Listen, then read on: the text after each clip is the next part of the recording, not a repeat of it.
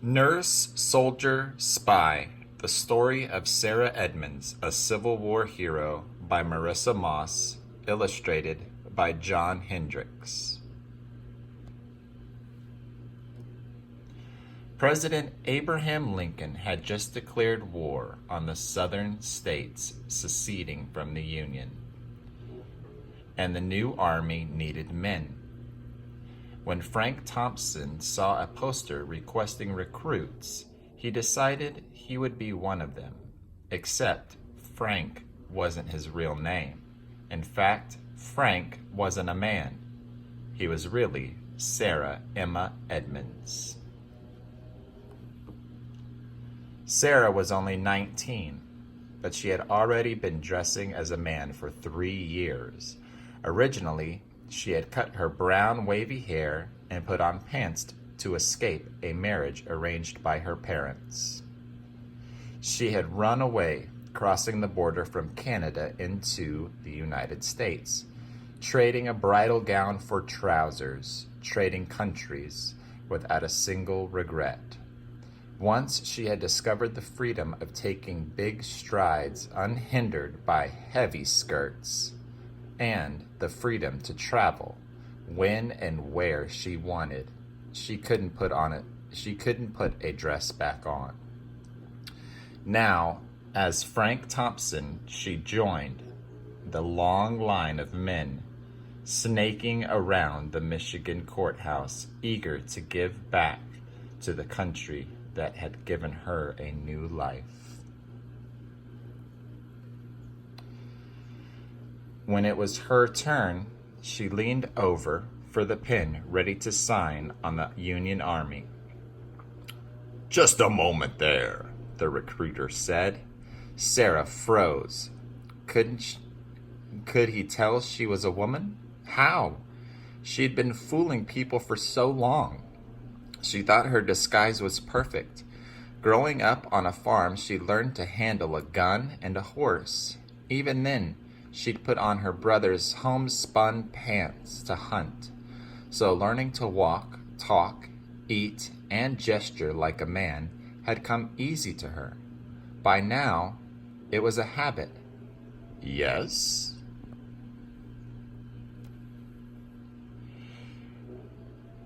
"I know you love your country," the man said kindly, "but you need to grow up a bit before you join the army." He looked at her peachy cheeks, free from any sign of whisker. "We aren't taking any 16-year-olds. "But," Sarah protested, both relieved and frustrated, "by the time you're old enough, son, this war will be over. Now go home." The recruiter took the pen and passed it to the unshaven farmer behind her. Sarah's ears burned red with shame. When the men left for basic training, the whole town of Flint, Michigan saw them off. It was like a parade. Sarah cheered with everyone else, but she wanted desperately to be one of those going, not one of those staying behind and waving handkerchiefs in a teary goodbye.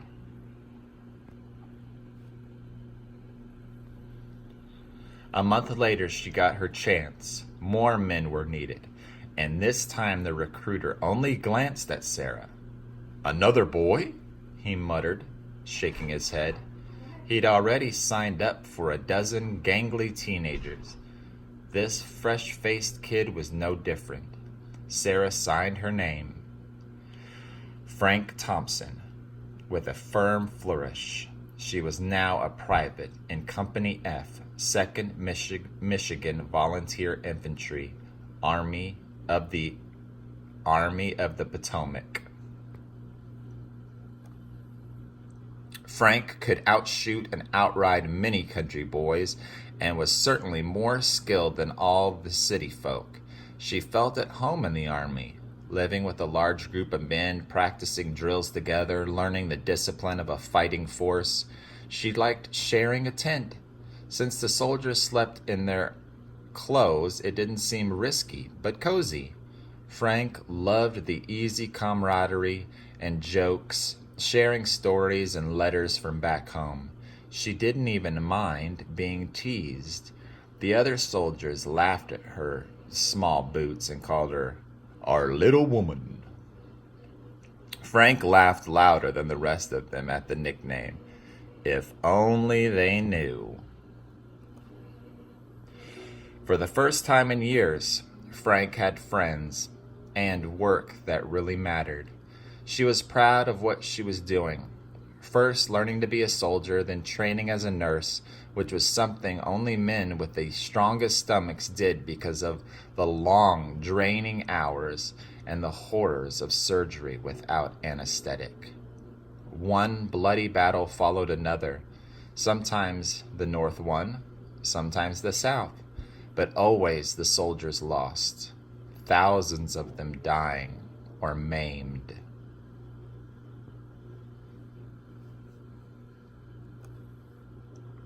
Frank fought alongside her friends in the Battle of Bull Run and the Battle of Fair Oaks. She pulled wounded men from the battlefield, racing through many balls and shells to save as many as possible.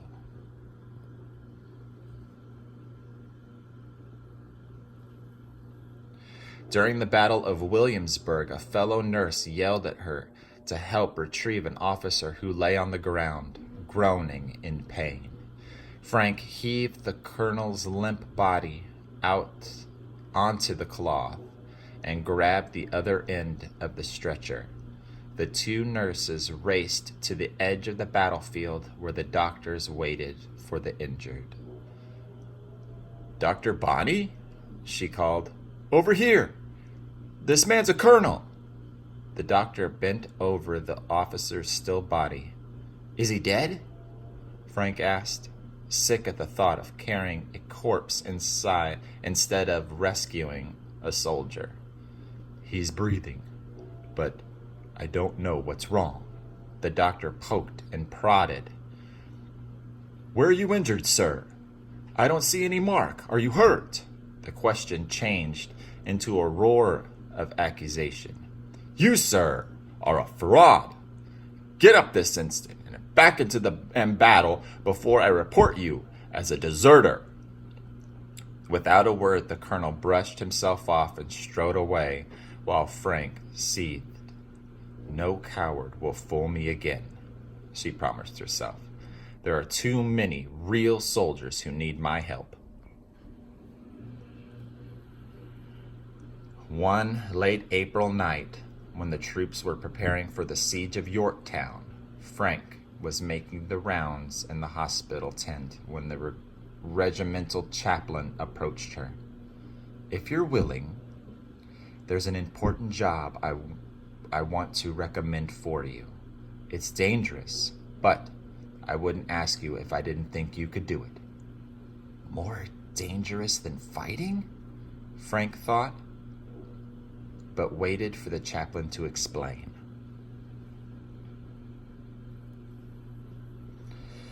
"One of our best spies has been captured and killed." The chaplain pressed his long fingers together. "I think you're just the man to replace him. I'd like to give your name to the generals." He paused, looking intently at Frank's young, soft face. He'd seen the boy face the ugliest wounds without flinching, had seen him race through gunfire to rescue a wounded soldier. Still, he knew he was asking the nurse to take even greater risks as a spy. "Will you do it?" Frank didn't hesitate. "I'm your man." For her first mission, Frank decided to disguise herself as a freed slave.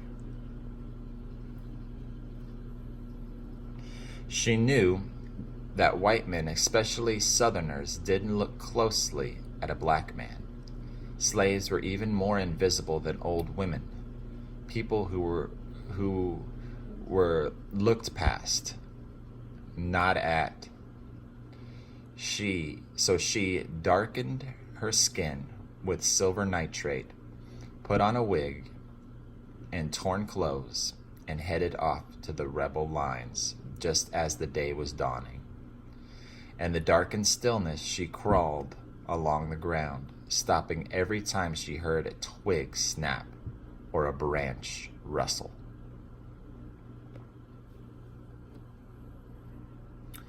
When she thought she must have passed the sentries, she stood up on nervous legs looking for the tents of the Confederate camp. She soon ran into a group of slaves bringing breakfast to the rebel pickets, the men who guarded the camp. "Mind if I join you?"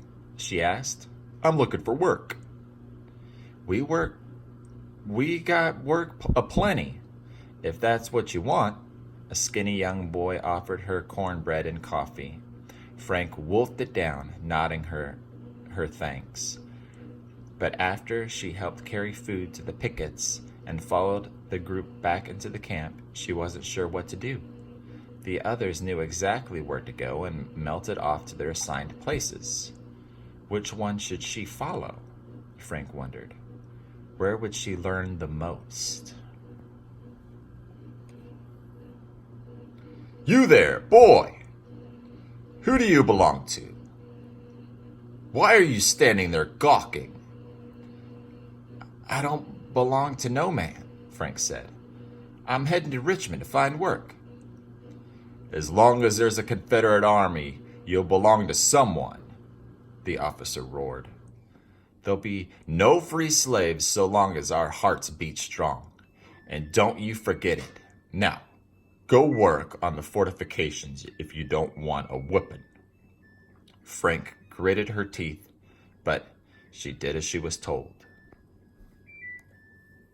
Frank followed the line of sweating black workers pushing gravel-filled wheelbarrows over a narrow plank to build up the earthworks facing the Union Army.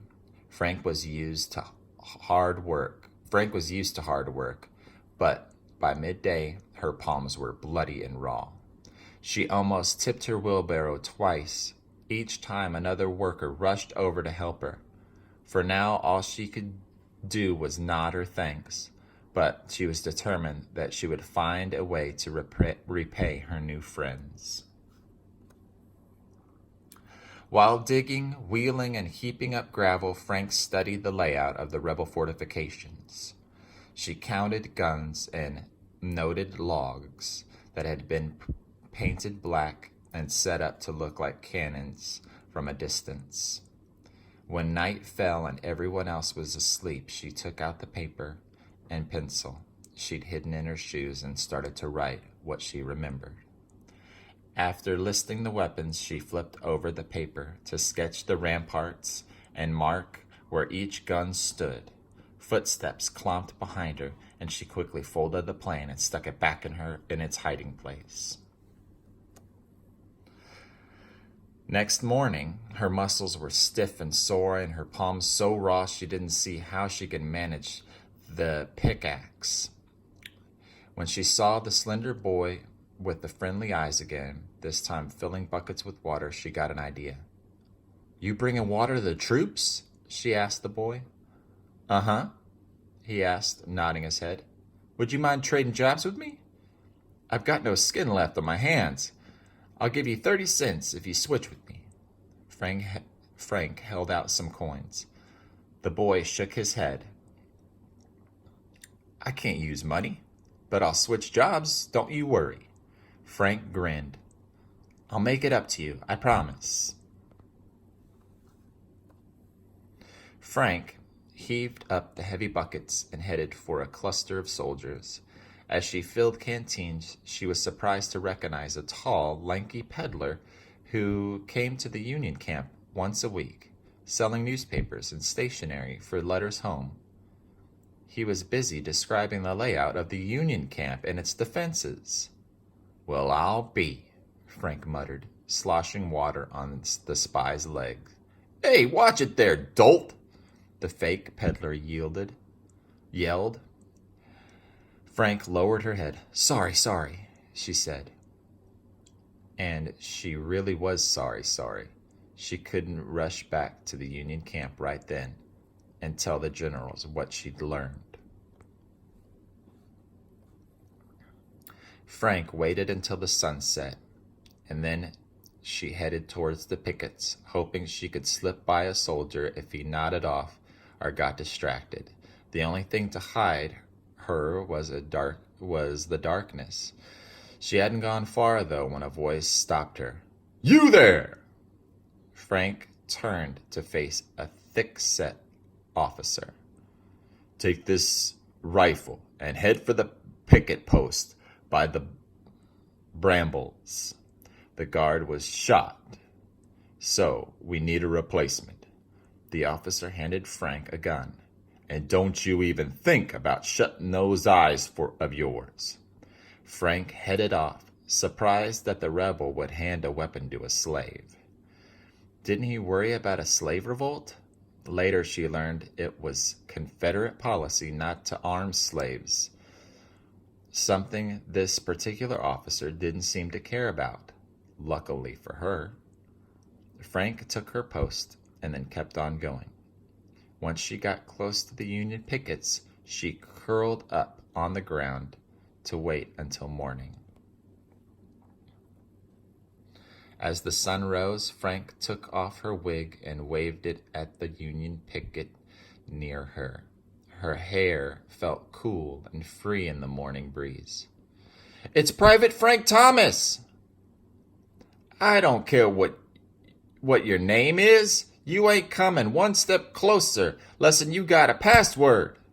The guard cocked his rifle and squinted down the barrel. "Liberty Bell!" Frank grinned, twirling the wig on her finger. The guard gaped but lowered his gun. Frank must have made an odd sight dressed in rags with darkened skin and matted hair. She took long, easy strides, tired and hungry, but feeling strangely light inside. She opened the flap of the general's tent, ready to report what she'd learned. Freedom, she knew, wasn't something to take for granted. It was something to fight for, to cherish. And so long as her heart was beating strong, that's just what she would do.